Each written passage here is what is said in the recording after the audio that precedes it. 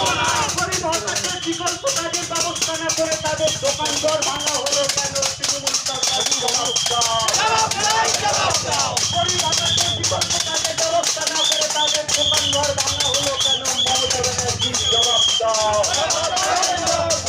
পরিবহনের বিকল্প কাজের ব্যবস্থা না করে তাদের দোকান বুলডোজার দিয়ে ভাঙা হলো কেন? পুলিশ জবাব দাও।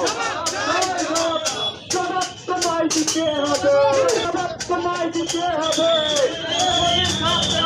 জাতীয় কংগ্রেস জিন্দাবাদ, বিজেপি জিন্দাবাদ, মোদী জিন্দাবাদ, রাহুল গান্ধী জিন্দাবাদ।